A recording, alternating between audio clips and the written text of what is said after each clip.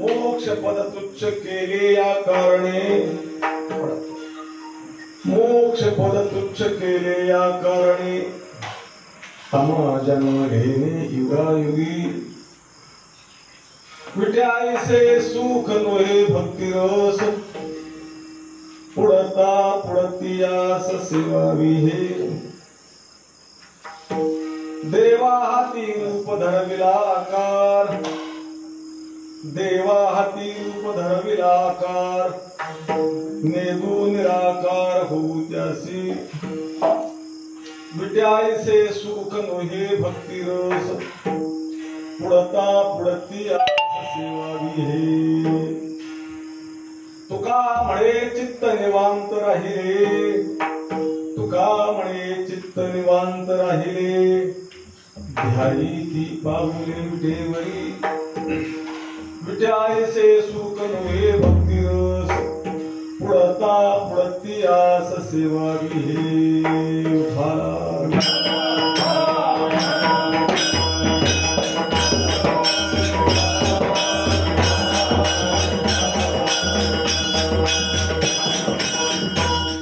पांडुरंगा करू प्रथम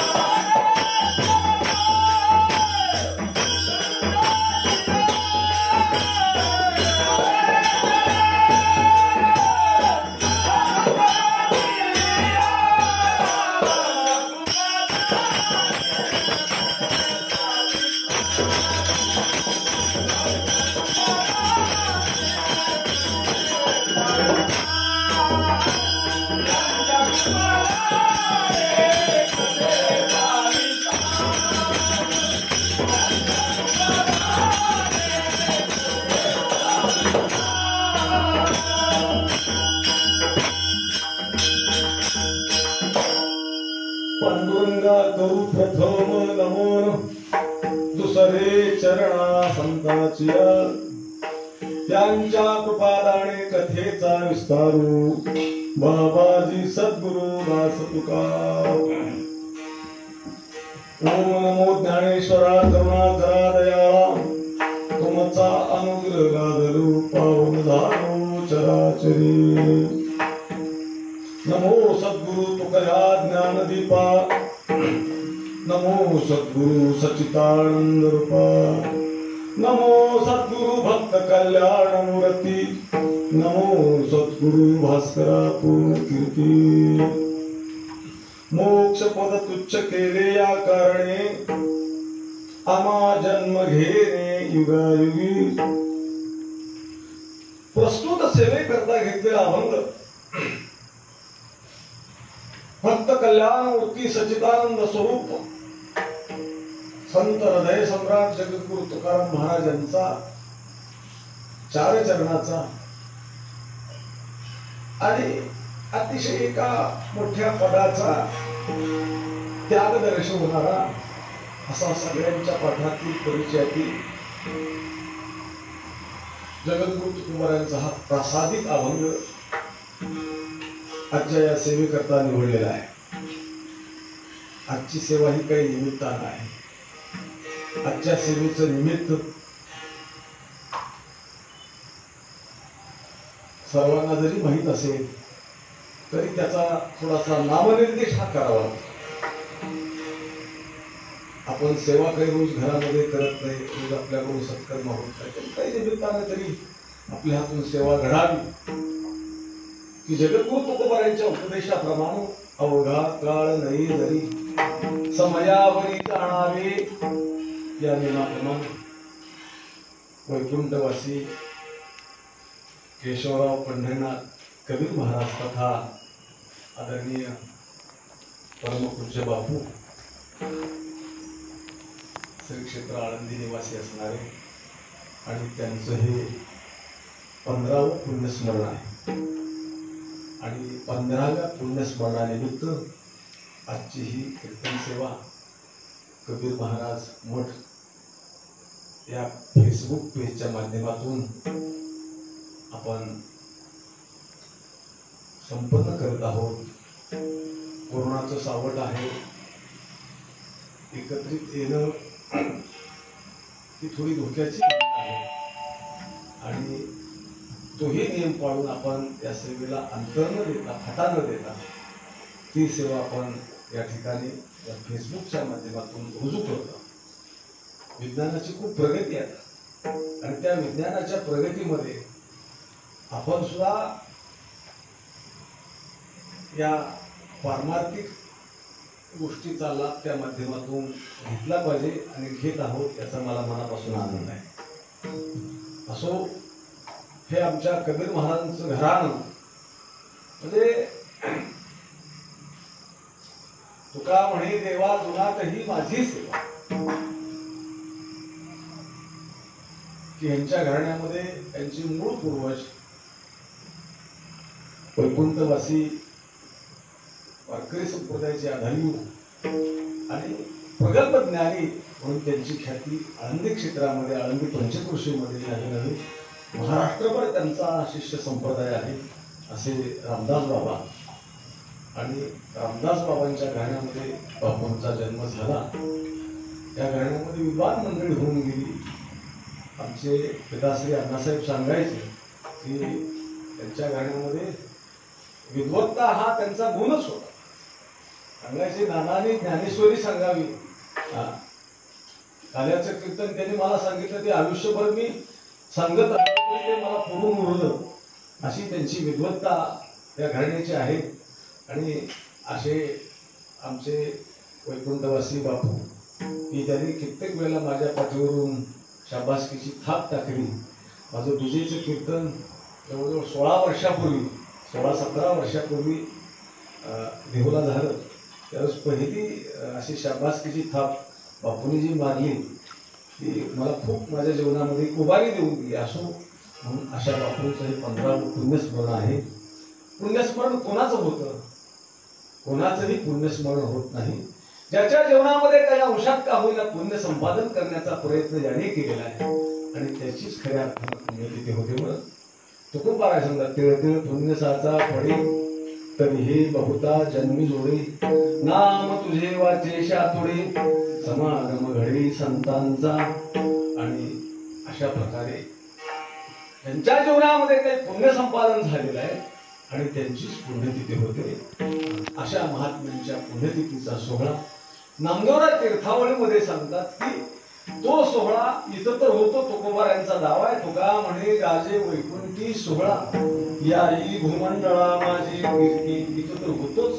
परंतु नामदेवराय सांगतात त्यांचा सोहळा भगवान परमात्मा महाराज वैकुंठामध्ये सुद्धा करतो बरं की धन्य दिवस झाला आज सोनियाचा सोहळा भक्ताचा आरंभी,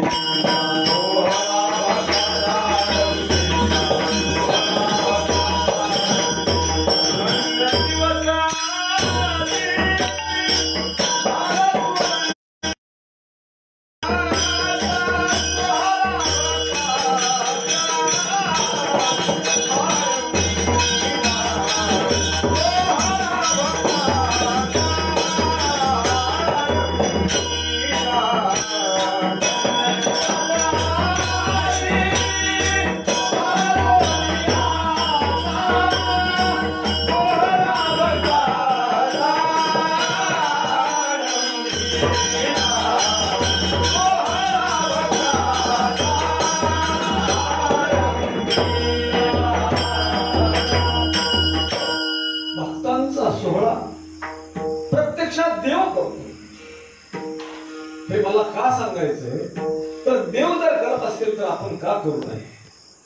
म्हणून आमच्या पूज्य बापूंचा हा 15वा पुण्यतिथीचा सोहळा आज या माध्यमातून आपण आज संपन्न करत आहोत. असो असे महात्मे आपल्यातून गेले तरी महाराज ती कीर्ती रूपाने अजरामर असतात. तुका नाही का मरणेची सरी उत्तमाची गुणे कीर्ती मागे, आपल्या चांगल्या सद्गुणानं आपल्या विचारानं असे महात्मे पाठीमागे होतात. असो अशा बापूंच्या पवित्र स्मृतीला मी मनापासून अभिवादन करतो आणि सेवेला प्रारंभ करतो. जगद्गुरु तुकोबारायांचा असा गोड अभंग आहे. महाराज या अभंगामध्ये एका मोठ्या पदाचा त्याग करताय. किती मोठं पद आहे मोक्षपद. मोक्षपद म्हणजे काही सामान्य पद नाही, अति उच्च कोटीचं पद आहे. नाथरायांचा दावा आहे तर प्रत्येक मनुष्याच्या जीवनामध्ये मोक्षपदाची प्राप्ती झालीच पाहिजे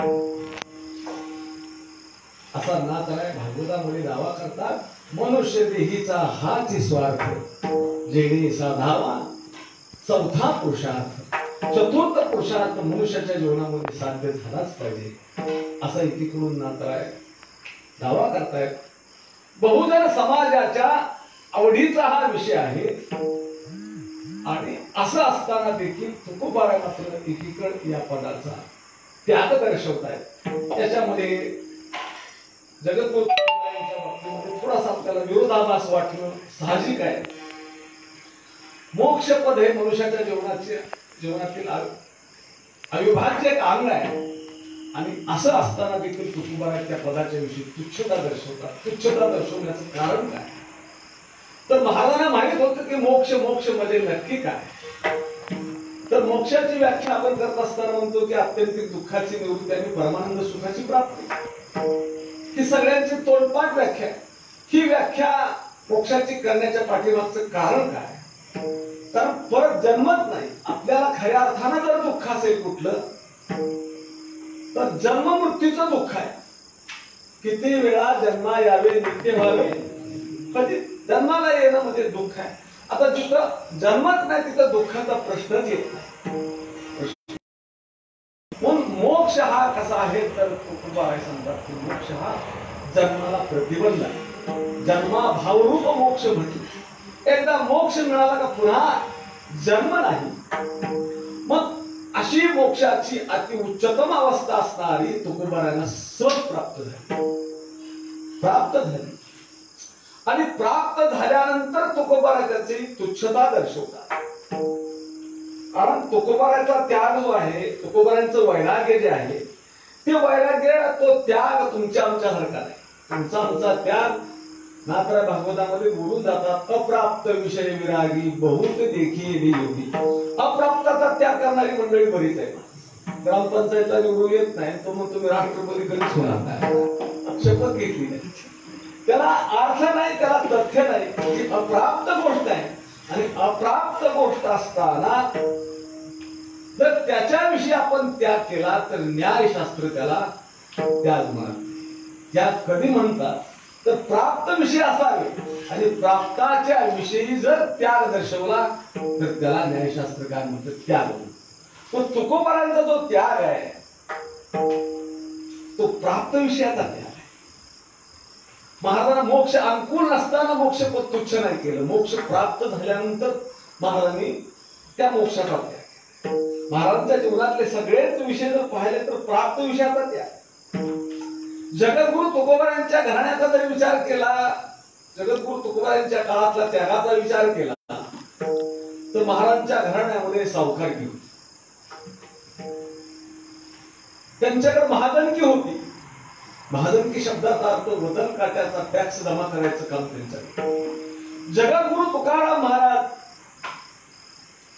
एका काळामध्ये त्या चावडीवरती आल्याशिवाय त्या पंचपुरुषाचा न्यायनिवाडा होता. एवढी सगळी सत्ता महाराजांच्या हातामध्ये होती. सगळे लोक अनुकूल होते महाराजांना एका काळामध्ये. व्यापार धंदा अतिशय तेजीमध्ये चालत होता.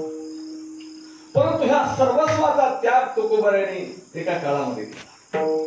म्हणून मिळोबारा मोठं महामारीचं वर्णन करतात. सगळे भोग भोगले प्रपंचातले. प्रपंच रचना सर्व भोगोनी त्यागिली. अनुतापाचे ज्वाळी देह बुद्धी हमिली. वैराग्याची निष्ठा प्रगटोनी दाखविली. अहंता ममता निज शांती वरिली. हे सगळे विषय अनुकूल असताना त्यांनी त्याग आणि सगळ्याचा विसर एक दिवस पडला. हा जगद्गुरु तुकोबा यांच्या जीवनातला जिवंत त्याग. अवघियाचा विसर झाला.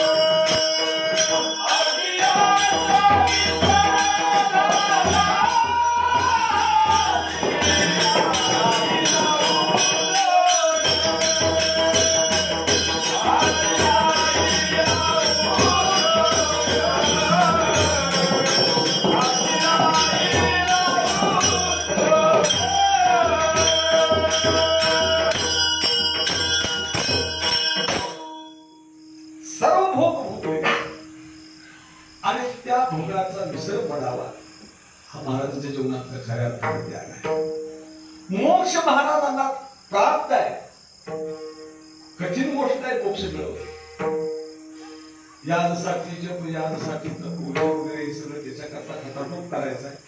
परंतु असा मोक्ष प्राप्त झालाय महाराजांना आणि मोक्षाच्या विषयी तुकोबाने तुच्छता दर्शवावी. पहिल्यांदा हे सांगावं लागेल की महाराजांचा जो त्याग आहे तो आपल्यासारखा त्याग, प्राप्ताचा त्याग नाही, प्राप्ताचा त्याग आहे.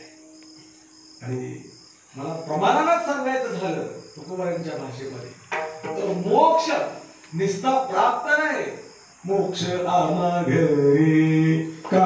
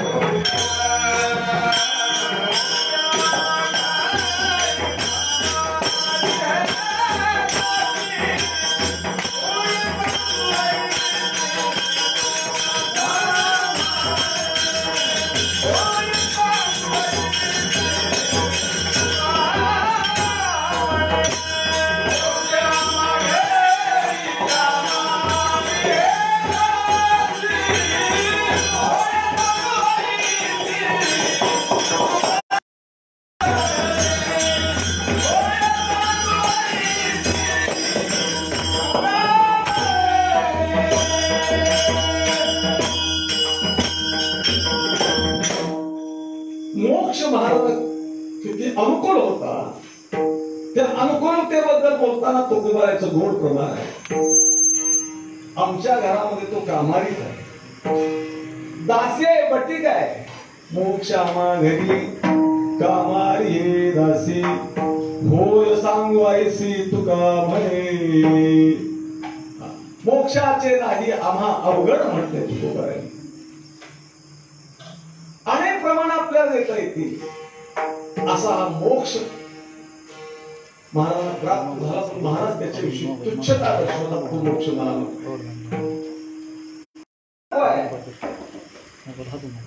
त्याच कारण तुकोबारायांना विशेष माहित आहे. कशा करता मोक्ष नको आहे त्याचं उत्तर तुकोबाराय उत्तराला देतात. आम्हा जन्म घेणे युगायुगे. या उत्तरार्धावरून आपल्या लक्षात येतं की जन्माला प्रतिबंध करणारा मोक्ष आहे. म्हणून केवळ आम्हाला तो मोक्ष नको आहे, आम्हाला पुन्हा जन्म घ्यायचा आहे. तुकोबाराय देवाला विनंती करतायत आम्हाला पुन्हा जन्माला घ्यायचंय. मग महाराज तुम्हाला पुन्हा जन्म घ्यायचा आहे, मग तुम्ही तर आम्हाला या जन्माचं दुःख सांगितलं. जन्मामध्ये किती दुःख आहे, किती यातना आहे हे आम्हाला ज्ञात नव्हतं. तुम्ही ते ज्ञात करून दिलं. आम्ही भोगले पण आम्हाला माहितच नव्हतं. तुम्ही त्याची जाण करून दिली. महाराजांची कितीतरी प्रमाण. प्रथम केला गरीवास, काय ते सांगावे सायास. दुःख भोगिले नवही मास, आलो जन्मास इथवई. शेकडो प्रमाण सांगते की काय सांगू गर्मीची यातना. मज भोगिता नारायणा, मऊ समानुत्रदाना तुझ क्षणोक्षणा. ह्यात असे अनेक प्रमाण आहेत. सर्व संतांची प्रमाणात आपण भोसूत आहात. गर्भवासाचं गाढ दुःख आहे. महाराजांना माहित आहे, ज्ञात आहे, तरी सुद्धा तुकोबाराय म्हणतात की मी पुन्हा जन्म घेला. एका ठिकाणी तर महाराजांचा चक्क अभंगच असा आहे की जन्मा येणे घडी पातकाशी मुळमुळ. हे सगळं माहित आहे तरी सुद्धा तुकोबाराय म्हणतात की आम्हा जन्म घेणे युगायुगी. प्रत्येक युगामध्ये आम्हाला जन्म घ्यायचा. याच्यामध्येही आपल्याला काही थोडीशी शंका मांडावी लागेल की महाराज छातीत ठोक पडे. अनेक अभंगातून म्हणतायत घेईन जन्मांतरे. एकच नाही, अनेक जन्म घेईल. प्रतिज्ञा आहे महाराजांची, घेईन मी जन्म यासाठी. मग महाराजांना माहित असताना महाराज अशी प्रतिज्ञा तर करतातच, परंतु प्रतिज्ञा केल्यानंतर जन्म घेता येतो का असाही एक प्रश्न त्याच्यामध्ये निर्माण होतो. महाराज इथं म्हणतायत आम्हा जन्म घेणे युगायुगी. आम्हाला जन्म घ्यायचा आहे, प्रत्येक युगामध्ये घ्यायचा आहे, आम्ही घेणार आहोत. मग घेता येतो का हा एक मोठा प्रश्न आहे. महाराजांनी तर प्रतिज्ञा केली जन्माला येण्याची. आपण प्रतिज्ञा करून जन्माला आलो का? आम्ही प्रतिज्ञा जन्माला येण्याच्या अगोदर केली का? मी जन्म घेणार आहे अमुक कुळामध्ये, अमुक धर्मामध्ये, असं काही नाही. आम्हाला जन्म मिळाला. तुकोबारांचा जन्म वेगळा आहे, संतांचा जन्म वेगळा आहे आणि आमचा जन्म वेगळा आहे. मध अंतर आहे. आम्हाला जो जन्म मिळाला तो आमच्या कर्मानं मिळाला. आग्रा कर्मी जरी उरावे, त्याला ज्ञानोबारांच्या भाषेत सांगायचं झालं तर तरी सुखदुःखी फळावी आणि ती भोगायला द्यावी. आम्ही जन्माला यायचं, आमचं जसं कर्म असेल तसं आम्ही सुखदुःख भोगायचं आणि मग पंचमहाभूताचं शरीर त्याच्यामध्ये विलीन. तसं संतांचं नाही. संत महात्मे प्रतिज्ञा करतात आम्ही जन्म घेणार आहे. आता आम्ही ठरवलंय ह्या जन्मामध्ये आम्ही जन्म परत घेणार आहे. मिळेल का नाही गॅरंटी नाही. हा मिळालाय, पण कसा मिळालाय? पावला हा देह कागदाली न्याये न घडे उपाव घडू आले. हे सर्व प्राप्त झाले. पण तुकोबारांचं ज्ञानोबारांचं असं नाही. त्यांनी ठरवलंय आम्ही जन्म घेणार आहे आणि तो जन्म ठरवेल तसं घेता येतो. त्याला काही नियम आहे, त्याची नियमावली आहे आणि ती नियमावली तुकोबारांना माहित होती.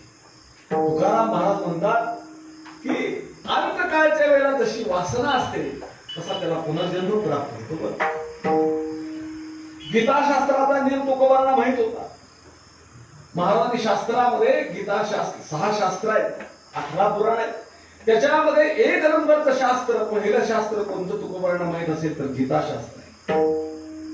गीता हे शास्त्र आहे म्हणून गीता आणि पुराणामध्ये भागवत मान्य केलं तुकोबारांनी. 18 पुराण मग गीता भागवत करिती श्रवण. मग गीतेचा नियम तुकोबारांना माहित आहे. गीता काय सांगते? अंतकाळच्या वेळेला जशी वासना आहे तसा त्याला पुनर्जन्म प्राप्त होतो. अंतकाले च मामेवं स्मरण मुक्ता कलेवर. म्हणजे शरीर पडत असताना जशी वासना आहे तसा आपल्याला पुनर्जन्म प्राप्त होतो. तुकोबारे सुद्धा सांगतात 100 कडव्याच्या अभंगामध्ये, वासनेचा संग होय अंतकाळी करीत पूर्वळी जन्मधरी. अंतकाळच्या वेळेला जशी वासना तसा पुनर्जन्म हे ठरलेलं आहे. म्हणून या जन्माचा शेवट म्हणजे पुनर्जन्माची सुरुवात हे ठरलेलं आहे. म्हणून तो शेवट जर भगवंताच्या नामचिंतनामध्ये गेला तर तुकोबानंद पुन्हा त्याला भगवंताची सेवा करण्याकरता जन्म प्राप्त होतो. नाथराय हरिपाठामध्ये गोड सांगतात. काय सांगतात? जन्म घेणे लागे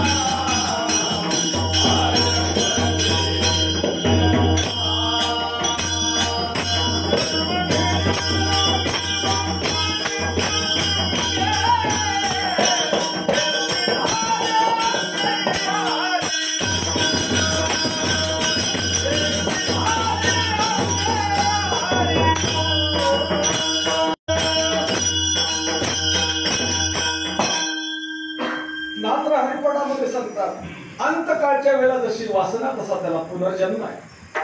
जन्म घेणे लागे वासनेच्या संगे हेची झाले अंगे हरिरूप.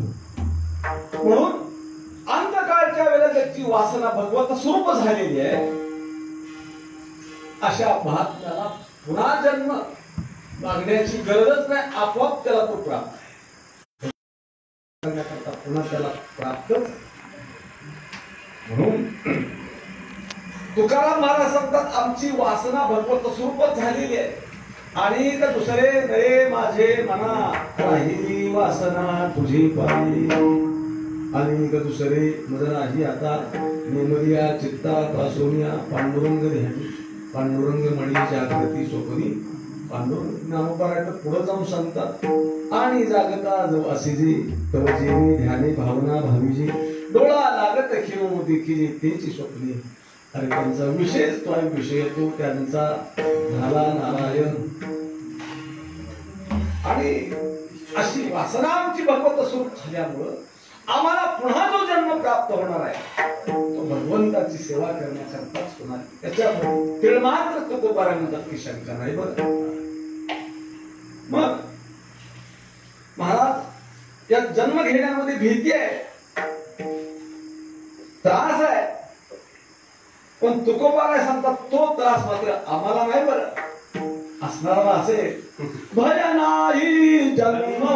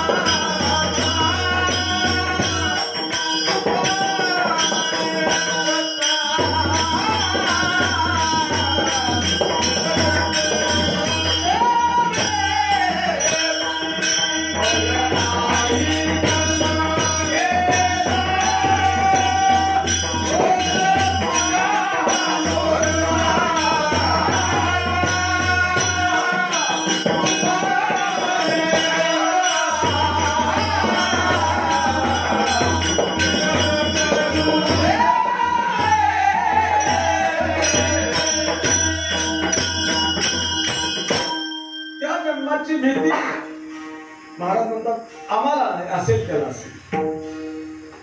त्या जन्माला घाबरून मुनी मुक्त झाले असतील, त्यांनी मोक्ष स्वीकारला असेल. मुनी मुक्त झाले, भेणे गर्भवासा आम्हा विष्णू असा सुलभ तू आम्हाला सुलभ आहे, आम्हाला त्याची अडचण नाही. आणि म्हणून का अडचण नाही तर आम्ही जन्म घेतल्यानंतर काय करणार आहोत, कोणत्या रसाचं पान करणार आहोत, कोणतं रसपान करणार आहोत ते तुकोबाराय अभंगाच्या द्रुपदात सांगतात. विटाईचे सुख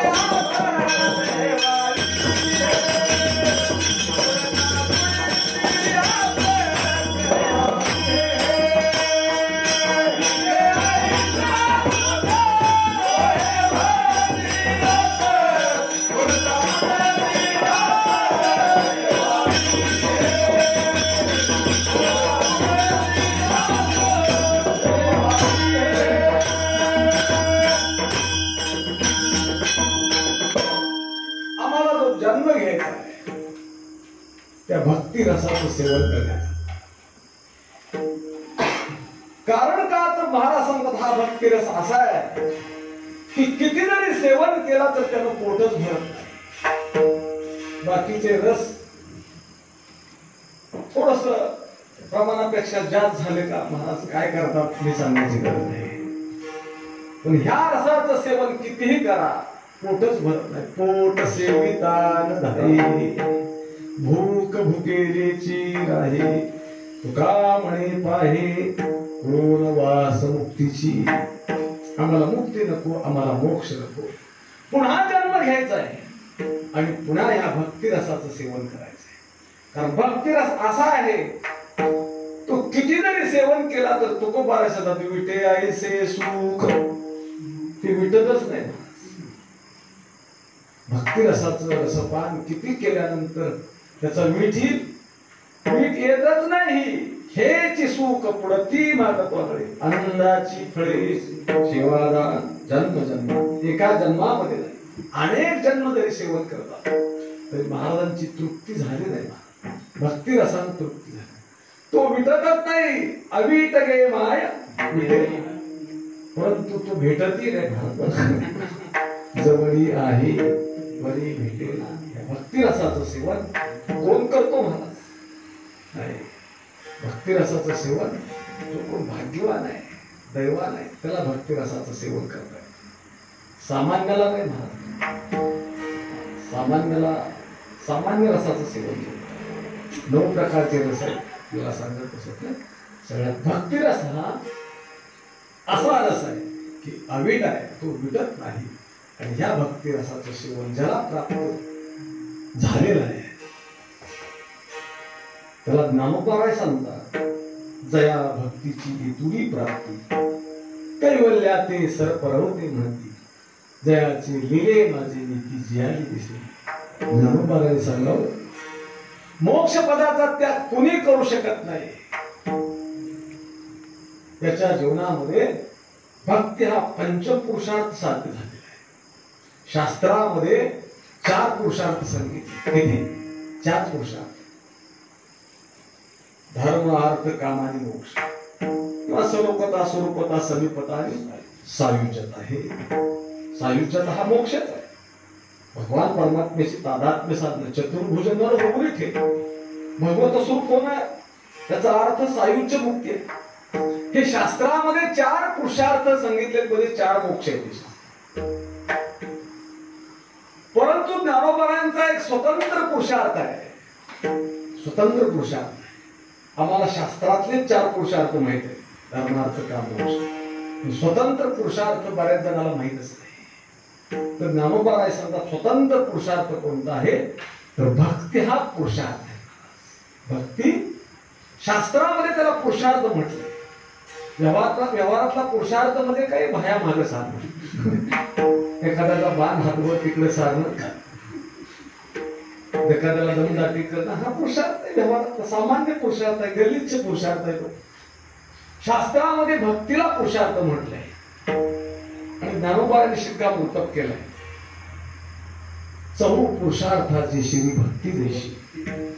4 पुरुषार्थापेक्षा स्वतंत्र आहे भक्ती. हा शास्त्र सोडून स्वतंत्र स्पेशल.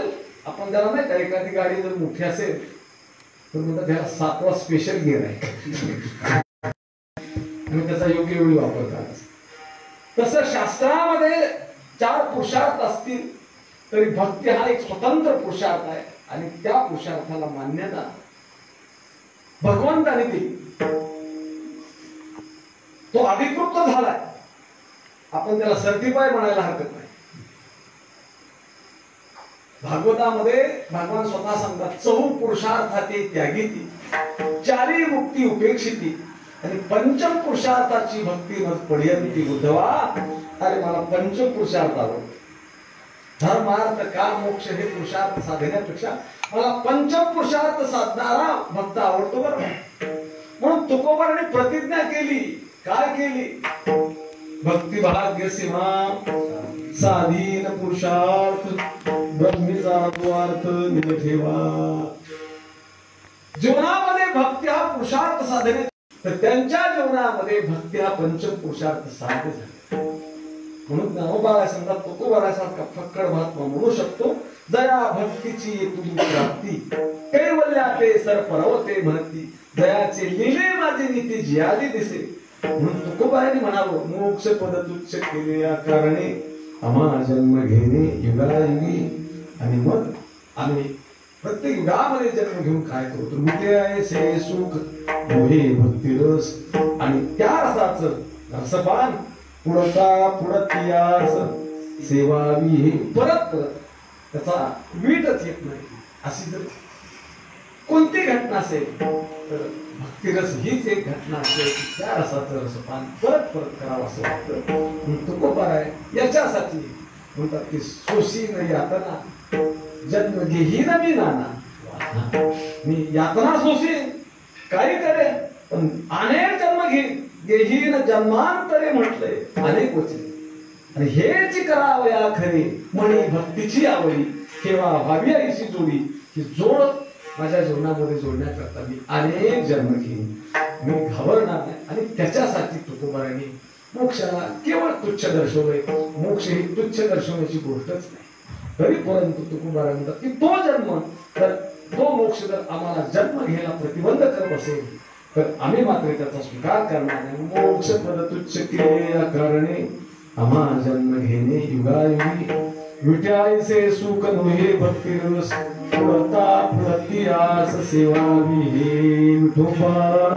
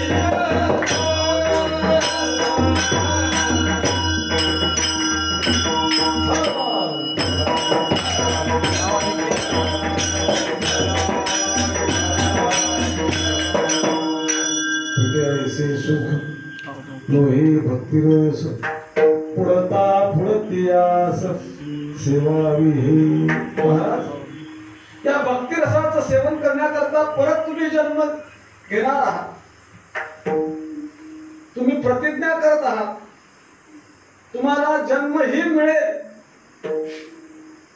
परंतु हा भगवान परमात्मा जर निर्गुण झाला तर निर्गुणांमध्ये भक्ती रसाचं रसपान करता येईल. भक्तीचा आनंद घ्यायचा असेल तर सगुणामध्येच भक्ती करावी लागेल. कारण तुकोबारा नाथाच्या अभंगामध्ये स्पष्ट सांगतात, अवघ्या दशा येण्याची साधिती मुख्य उपासना सगुण भक्ती प्रगटे हृदयीची मूर्ती भाव शुद्धी जाणून या. मग तो भगवान परमात्मा सगुण तर पाहिजे ना. सगुणच असेल त्याची खात्री काय. तर तुकोबारा त्याला सांगतात, अरे बाबा त्याला आम्ही निर्गुणातून आम्हीच सगुणात आणलेला आहे. तो मूळचा निर्गुण आहे आम्हालाही माहित आहे. रंग नाही रूप नाही नाही वर्णछाया निर्गुण निराकार तुझी रघुराया म्हटले तुकोबाराने त्याला. तुका म्हणे आले रूपा अव्यक्त चांगले. आम्ही त्याला नावाला आणलाय, आम्ही त्याला रूपाला आणलाय. आला नावा रूपान तुका म्हणे झाला सोपा. त्याला सोपा केलाय. सोपा केल्यामध्ये निर्गुणातून आम्ही त्याला सगुणात आणले आणि केवळ भक्ताने आणलाय.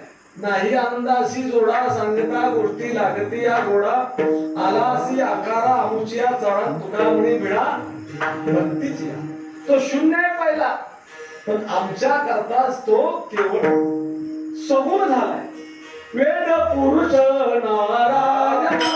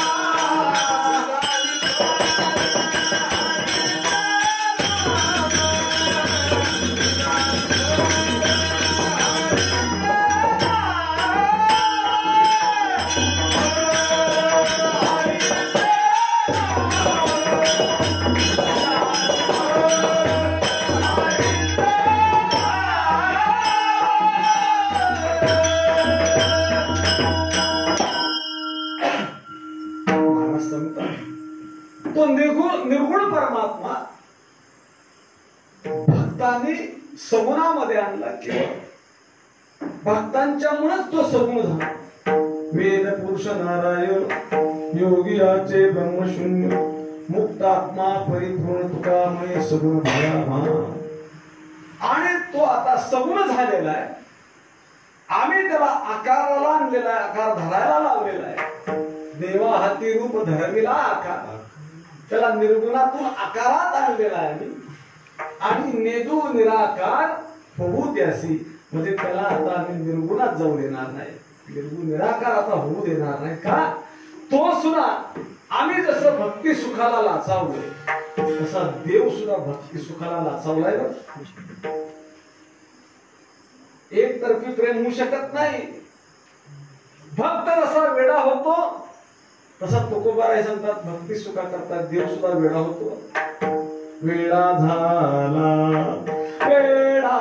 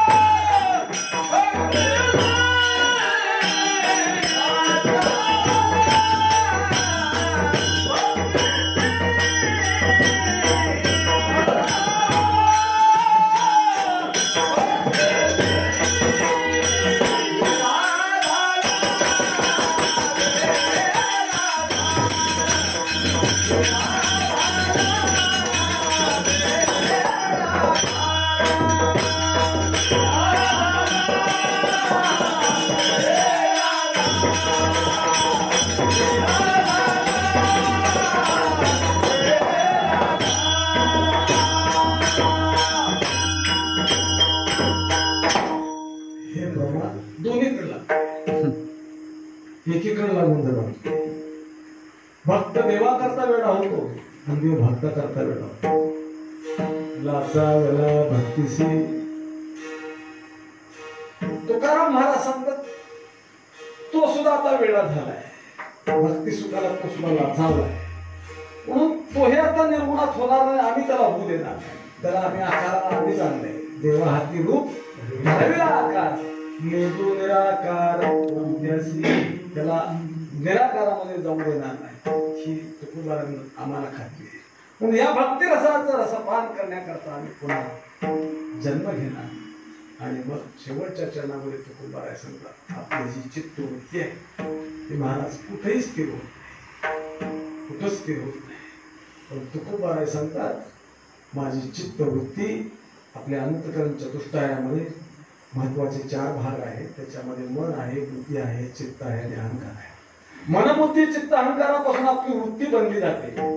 अशा अंतःकरण चतुष्टयामधला सगळ्यात महत्वाचा भाग जगद्गुरु तुकोबारायांच्या दृष्टीने हा चित्त आहे. आणि अशी माझी चित्तवृत्ती कुठं स्थिर झाली तुकोबाराय शेवटच्या चरणात सांगतात तुका म्हणायची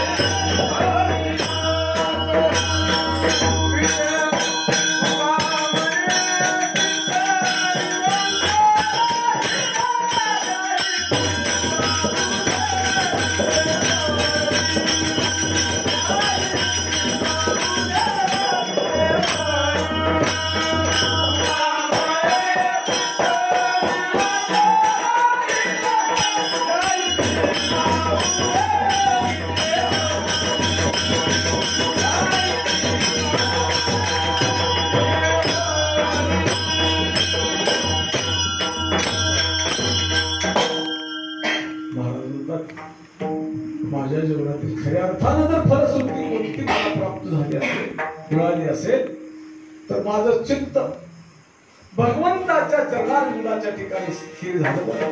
तुका म्हणे चित्त निवांत राहिले. आतापर्यंत कुणाचं चित्त निवांत राहिले का? नाही. तुकोबाने परिहार दिलाय, माझं चित्त स्थिर झालं. पण कुठंही नाही महाराज. तर भगवंताच्या चरणारविंदाच्या आणि त्या भगवंताच्या चरणारविंदाचे वर्णन तुकोबाने अनेक अभंगातून केले की समपाय करकटी उभा तटी घेऊनेच्या ब्रीद ज्याचे जगदाने तोची मनी स्मरावा. आणि समपाय करकटी उभा तटी भिवरीच्या जुया भिवरीच्या तिरी कट धरोनिया करी पाऊले समची साजरी अंतरी धरोणी राहते हे समचर्व साजरी विटेवरी पहा भीमातिरी विठ्ठल. असा हा भगवान परमात्मा त्रैलोक्यामध्ये श्रेष्ठ आहे.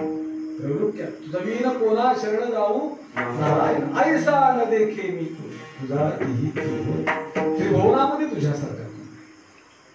ज्ञानोबाराने तर परमोच्च बिंदू केला. ज्ञानोबारा सांगतात बाप रखमा देवी वरू मी अनंत रूप पाहिले. अनंत रूपे अनंत वेशे देखिले म्या त्यासी. अनंत रूपामध्ये अनंत वेशामध्ये पाहिलं. परंतु विटेवरती ज्यावेळेस मी पाहिलं त्यावेळेस तुझ्यासारखा त्रैलोक्यामध्ये तूच एक मला भेटला. दुसरा कोणच नाही तुझ्या एवढाच आहे. बाप रखमा देवी वरू त्रिभुवनी गरुवा. गरुवा शब्दाचा अर्थ श्रेष्ठ. त्रैलोक्यामध्ये श्रेष्ठ जर कोण आहे तर तू आहे. विठ्ठल बरवा वालिया. आणि अशा भगवंताच्या ठिकाणी तुकोबारा म्हणतात माझ्या चित्ताची स्थिरता झाली. बरं चित्ती तुझे पाय. आता चित्ती तुझे पाय डोळा रूपाचे ध्यान खंडमुखी नाम तुझे बनावी.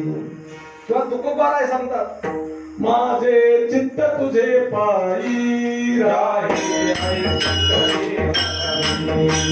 माझे चित्त तुझे पायी राहे.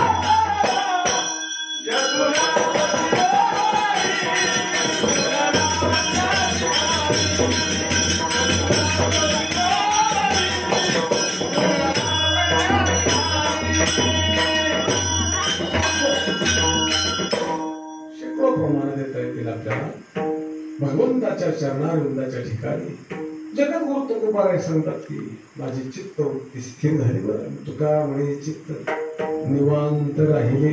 निवांत राहिलं म्हणजे काहीच करत नव्हतं असं नाही. निवांत शब्दाचा अर्थ त्याचंच ध्यान करू लागलं.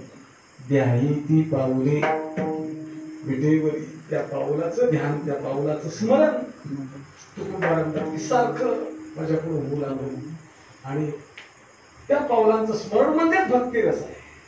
आणि ते स्मरण किती केल्यानंतर त्याचा कंटाळ येईल. तर तुकोबारांना विटे ऐसे सुख हे भक्तिरस पुरता पुरती आस सेवा हे असो. अभंगाचं चिंतन जेवढं करावं तेवढं थोडं आहे, मर्यादित वेळ आहे. आणि कोरोनाचं सावट आहे. प्रत्येकाने घरीच राहा, सुरक्षित राहा. आणि या कोरोनाला घरी राहून आपण हरवूया. मी नेहमी सांगत असतो, कोरोना कोणाच्याही घरामध्ये चालून येत नाही, आपण जाऊन अंदाज येतो. घरी राहिलो तर या रोगाचा प्रादुर्भाव शक्यतो होणार नाही.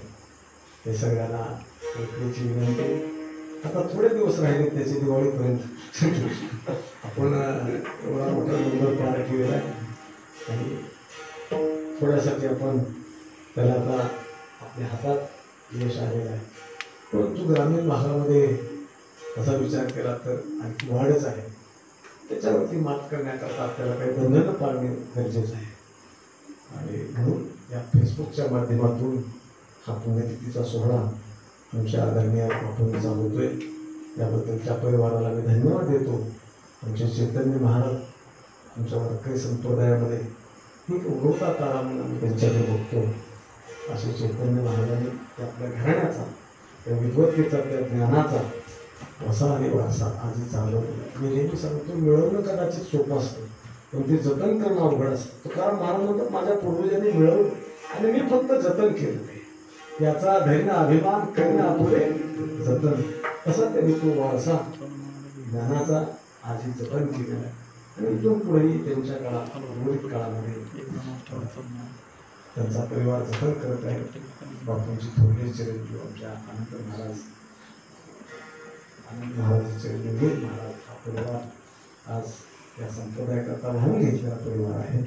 आणि म्हणून आपल्या पूर्वजांचं स्मरण हे झालं पाहिजे.